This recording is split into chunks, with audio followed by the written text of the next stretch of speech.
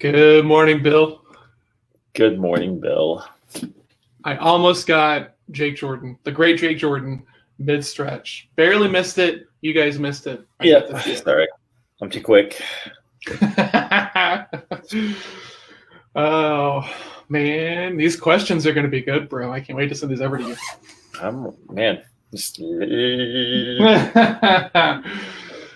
This one that I got this morning that I was journaling about this morning was all about like, hey, does it even make sense to make your cause part of your marketing if you're not communicating that among your team? Yeah, it's good. That's the base of it. Yeah, for sure. That is the base of it, right? If you're, I'm going to send all this to you, and then we'll talk about it on here if you want to. But I've got questions on questions on questions that you can be asking at different levels and different things. I'm excited about it. Man, I was telling John on Marco Polo is the tool that we use to have extended conversation while we're not on the air. And yes, we talk even when we're not on the air. And I was saying, man, I just need a framework so bad. Like, I'm one of those type of people that need someone tell me what to do. Like, maybe I should have gone to the military and you should not.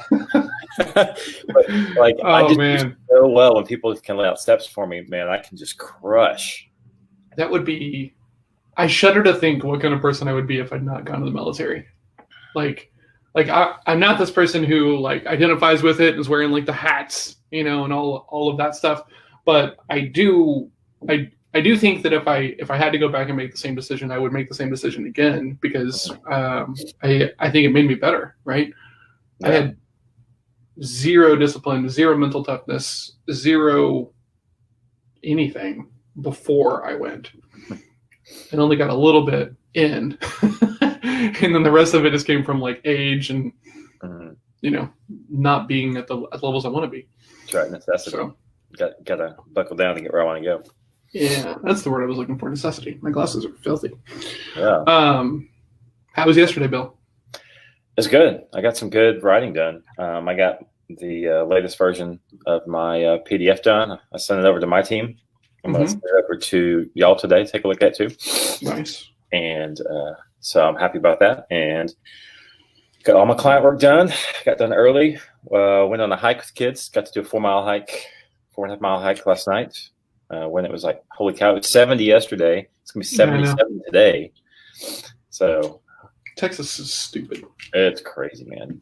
77 December 8th is not cool. Not cool. Not cool at all. Especially when I went for a walk this morning and it was cold enough that I needed to wear gloves.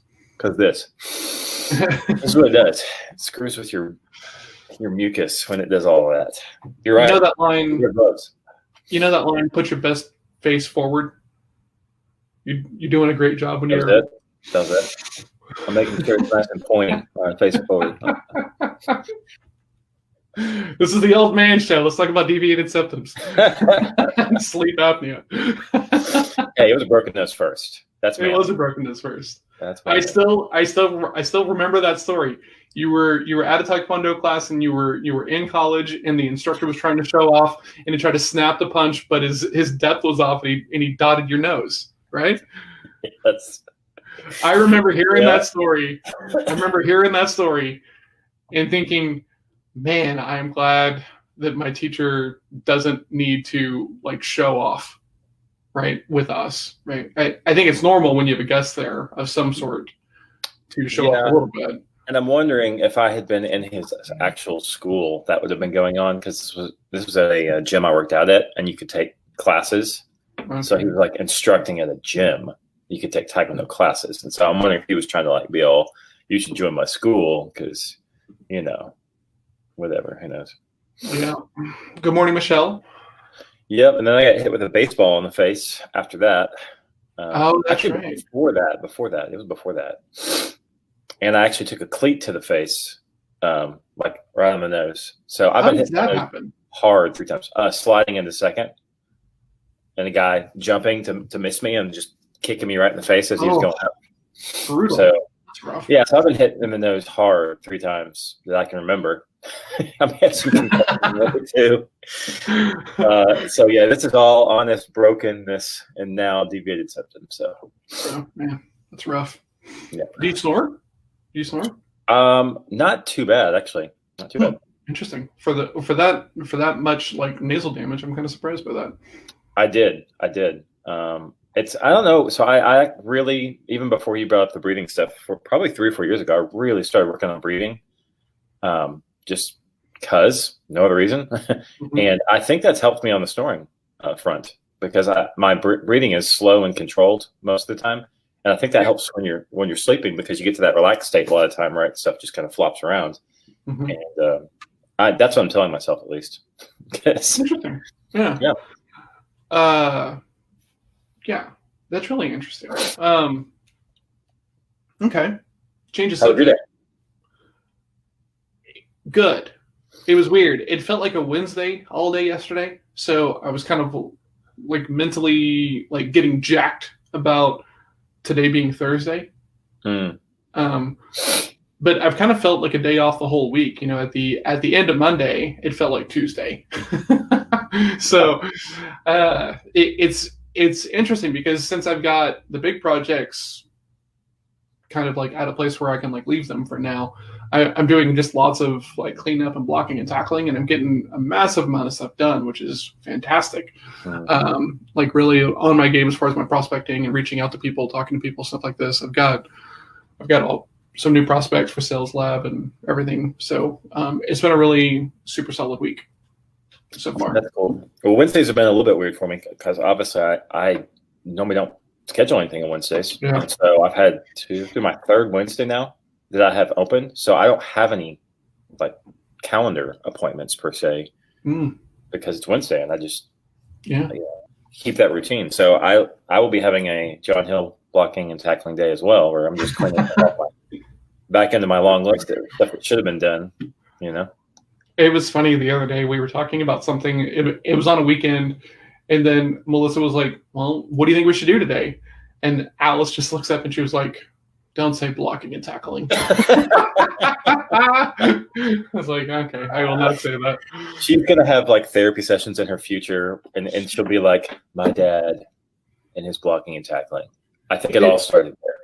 She's the perfect salesperson, right? Like she started making these origami bookmarks, right? That you just kind of put on the tip of the page like this, you know. Love and that. So I love that. Yeah, and so she wanted to do one that had one of my logos on it, and I was like, oh, because she wants money for it, right? And she's capitalistic and hungry, right? She's going to be quite the entrepreneur someday. That's great. Yeah. She charges me for my coffee now. She's like, Dad, if that coffee was so good, do you think you could just pay me for it? I'm like, well, you're a monster, but yes, I'll pay you for it. Right. Saving me soul too. How many asks are you going to make today? So she goes, well, depending upon how hard the logo is, I might have to charge you a little bit more. And I said, okay, what's a little bit more? You know, she's like, I don't know, $3. I was like, okay, well, maybe. I need to see what the logo is going to look like. I need to make sure that I approve of your work. You know, just kind of like talking her through the process. And she goes, okay, well, Dad, it seems like you don't really want to do this deal.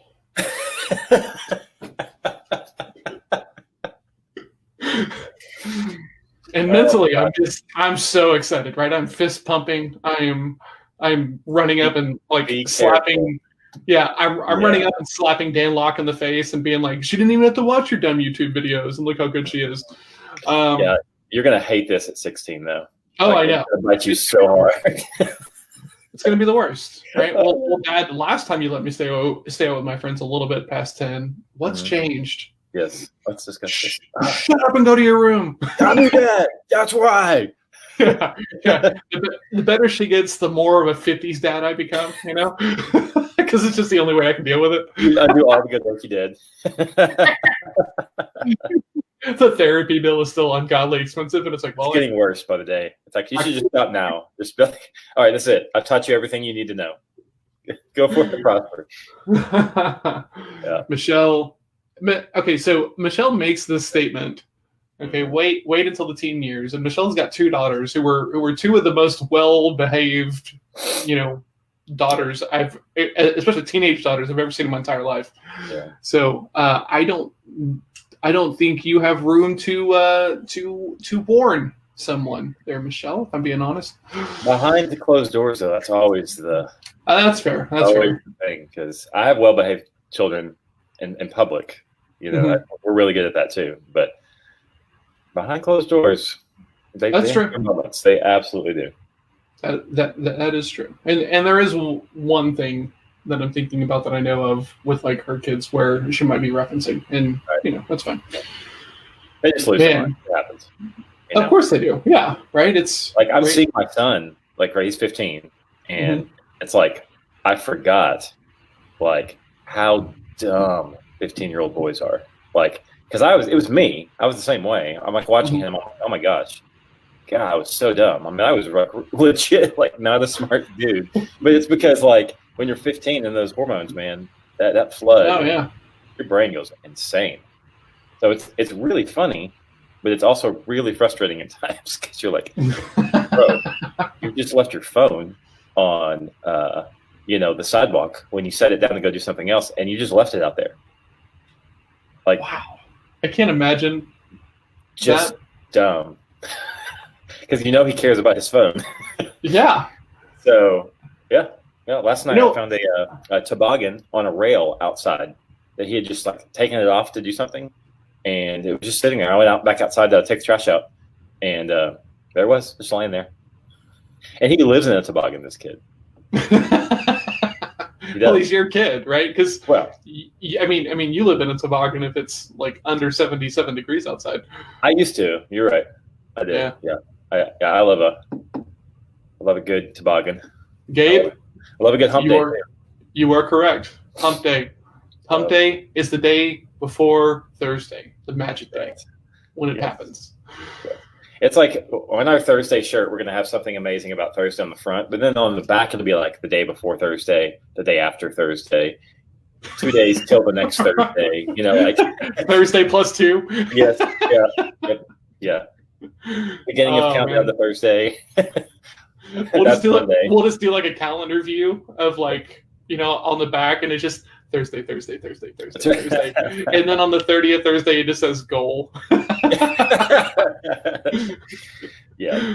Oh man. Okay. How to crush your outcomes. That's what it says on the back. Thursday. So you normally have school on Wednesdays, and you're out of pocket all Wednesday, right? And we've talked about the fact that on those lunch times, if people want that time, you'll give it to them. You're not super eager to just like dole it out, but if people ask for it, you're willing to give it out. Yep. Like with the schedule being changed, even for just like a couple of weeks, are you feeling that, oh my God, I got to get busy, I got to get on it, I gotta fill this day? No, it's funny. I'm actually feeling the opposite. I'm feeling I don't want to fill it. I really like not having, So it's actually like I want to keep Wednesdays, because remember, I think we talked about this a while back. Like I would love, like it's my like big goals to be done at like 2 or 3 o'clock on a work day, and work like 4 days a week, and be crushing on my goals. Like I want to hit my goals. I still have some of that Tim Ferriss in me, where I want to be like the 25-hour, 4 day a week, making X amount of dollars, and then using that other time to go do stuff I want to do. So, and that may involve, another project I'm working on just for fun or whatever. So yeah, this to me, this is taking this Wednesday out is a step in that direction. So question, right? Mm-hmm. So you said that you'd rather work 4 days a week and be done at 2, right? So that's 6 hours or so, right? Yeah. 6 hours times 4. 25 hours. Yeah. So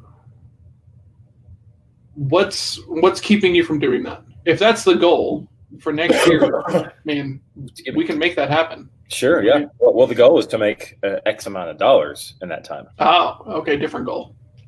Yeah. Well, it's a combination goal, right?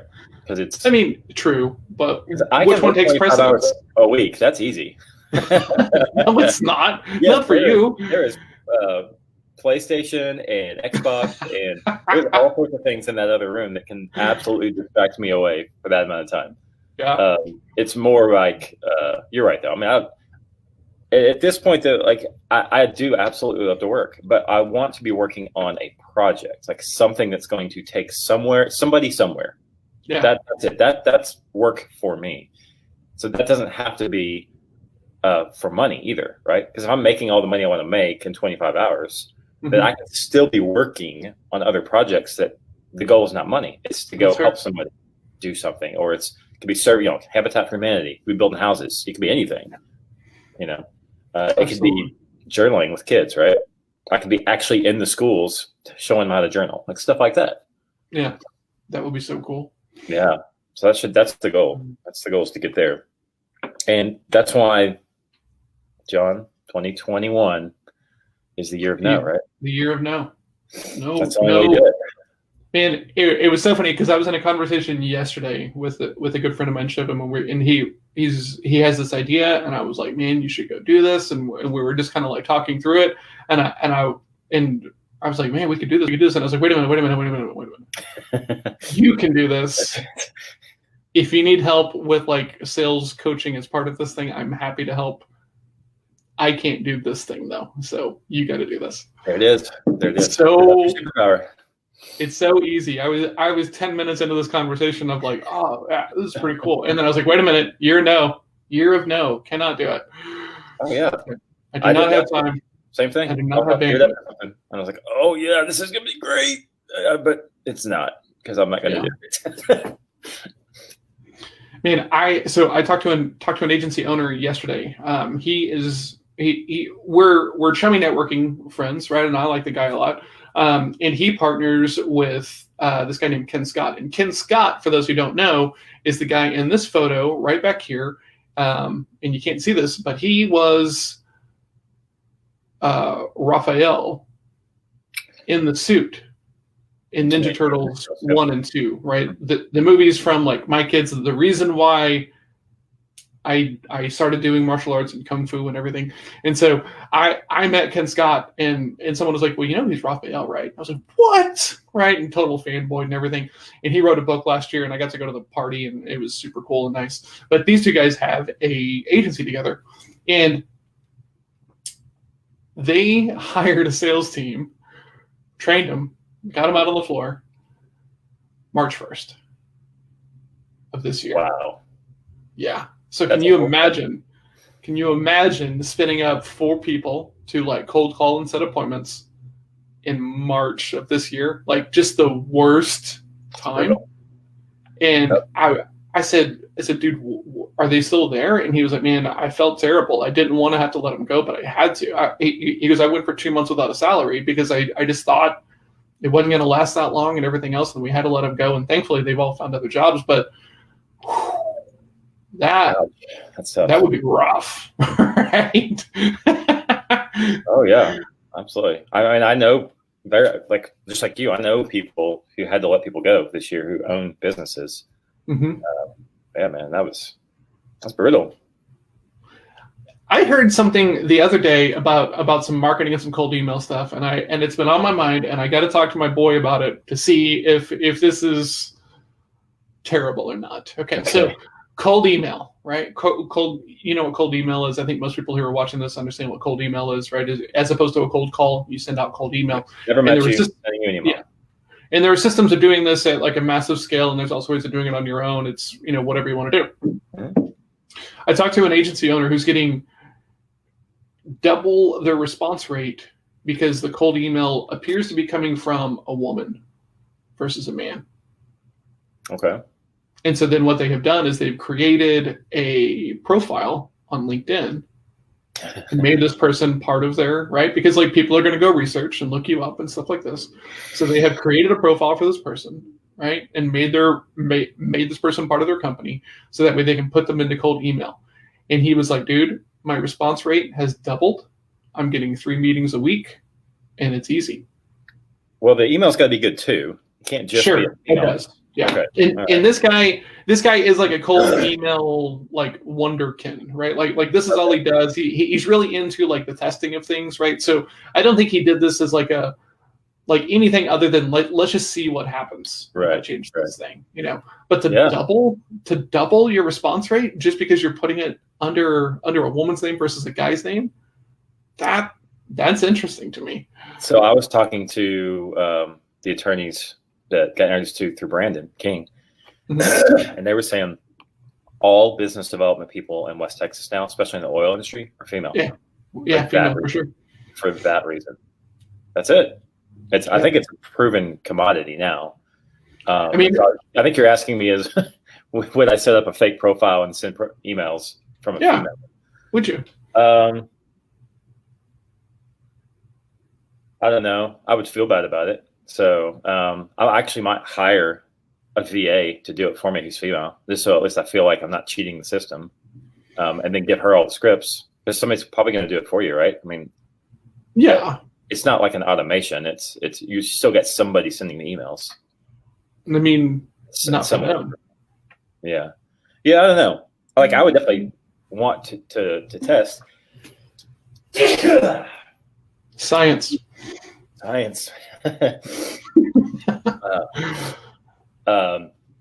sister says kersplat. Kersplat? Okay. It's the obvious outcome sometimes. Yeah, for sure.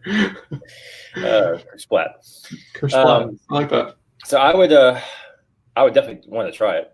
But if I was going to do it long term, I would actually probably put a female in the role doing the work just so I could sleep at night. I don't know. Well, the interesting thing is that studies show time and time again that women do a better job in sales roles than guys, right? Empathy to start, right?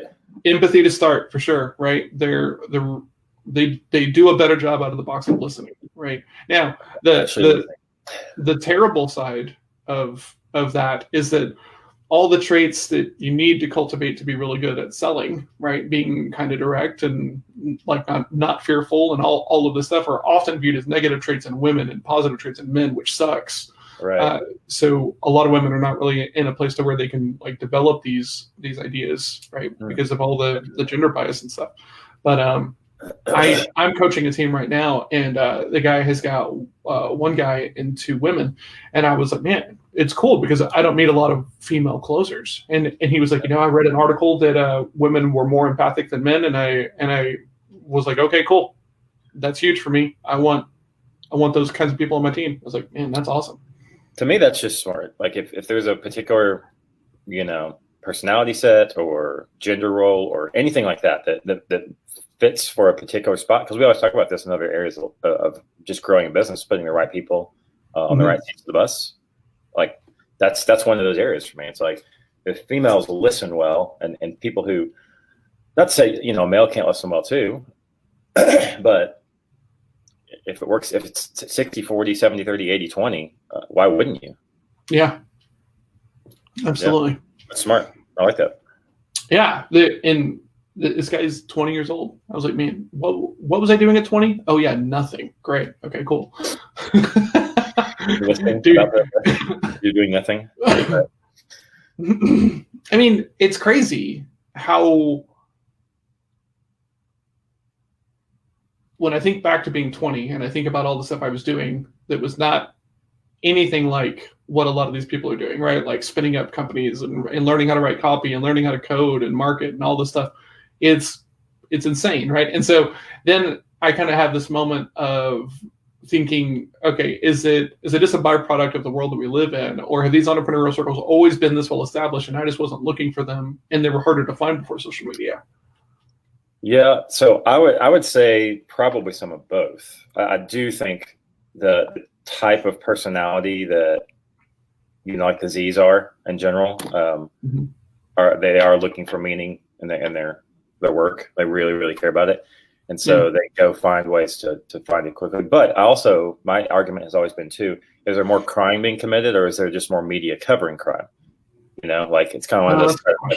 So I think it's probably something similar to that too, is like, obviously when you have more media shining on stuff, you find more cool stuff like this. So I think that's at least got to be at least 50% of it. But yeah. And then once you decide you want the forerunner, you start seeing it all over the road and stuff like that, right? Yeah. So yeah, okay, that's fair. But I do think, just given the personality of the younger entrepreneur, that they will forego the 9 to 5 to get to the meaningful stuff, which means they got to find shortcuts. Otherwise, they just bottom out. So I have to go in 5 minutes, but Okay. So Melissa used to work at Half Price Books and worked there for like 15 years, right? And a lot of people are not familiar with Half Price Books, and they buy used books, and it's a used bookstore. And the thing that always drives me crazy is people would go in there with these like books, and she'd be like, "Man, we gave them a really good price." And then I'm like, "Well, what's really good?" And it would be like a very low price, and I would always get frustrated. And I'm like, "You don't make any money selling books to Half Price Books." And she's like, "Well, no, because we have to make money on the sale of the book." And I was like, okay, right. And I've just heard this for years. It's always bothered me. And I never. It's weird. I enjoy buying books from there because they're cheap, but I don't really want to go sell my books there because I know I'm not going to make any money. Sure. Yeah.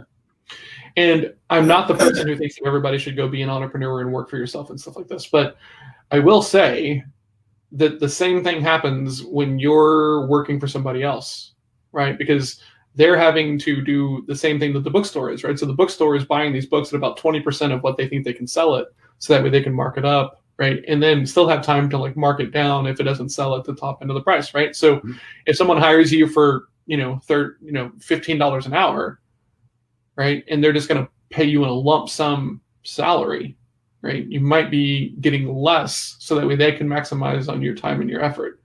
Yeah, so, everything's marked up for sure. Well, I think that this is one of those things that people don't think about, right? Because I don't have to work nearly as hard to make the money that I make now than I did whenever I was working for somebody else, right? The same amount of effort and activities would probably make me less money. I think the two appeals of being an entrepreneur is you work for yourself, you get to pick your hours, you get to pick like what you work on, when you work on it, things like that. That's one major appeal. But the second and really big, I think even bigger one, because once you get past I'm working for myself, that kind of wears off, right? It definitely work. Yeah. Is I can charge whatever I want to charge and make however much money I want to make if I can find a market that'll pay it, and there's a value exchange there that's even. So exactly, like right now, I had, before I went working basically freelance and full time with Quirk, I had 7 or 8 clients, just depending. I was about like where I set, but the amount I charged allowed me to make the amount of money I wanted to make because of the amount I charged. And I some weeks I only worked 25 hours on client work, and I still made more than I made at agency. You know, so it's when you sit down in someone else's formula, you're stuck in their formula. And then entrepreneurship allows you to pick the formula. I dig that. I like the idea of the formula. The downside, it can be incredibly lonely. It can be incredibly stressful. Yeah. You can do a whole lot of work and feel like you're really killing it and have nothing to show for it at the end of the day. So there is a balancing point there, right? Yep. I don't know. I don't know anybody who's really doing their own thing that hasn't had at least like one night of that like cold sweat. Kind of thing. One. Yeah, exactly. Way more than one. I think you've been working 2 days then. One of those cold sweat. So there is a balancing point. Yeah. Yes, especially this year. Good Lord. Yeah, for sure. So cool, man. Awesome, man. You got an 8:15, so I do have an 8:15, and then I've got a session with my coach. Still go to my coach every week. Got mastermind group, and then I've got a daily check-in with a new person who's looking for that, and then I've got some coaching this afternoon, and then someone who's got some CRM work. And last call's at 4, so 4 to 5 I'll be doing some cleanup and boxing, all that stuff. Awesome. Very cool. Well, I'm launching on my own today, so I've got specific projects on the list, so I won't run out of work. That'll just be a matter of staying on track, and then be looking forward to some questions that John sends my way, because that means next week I get to start using them. Yes, I got to type them up, but I'll get that hopefully today. Cool. So awesome, man. All right, well, let's go get to it. You don't have anything, so I'm just going to leave you alone. Yeah, I mean, you'll be busy, so if I get bored, Yeah, if you want to come do some work, Jake, I'll be over here doing enough for two. Yeah, exactly. Yep. All Every right, day. man. John Have a good Hero day, buddy. there. All right. All right. See you. Bye, Buddy. y'all.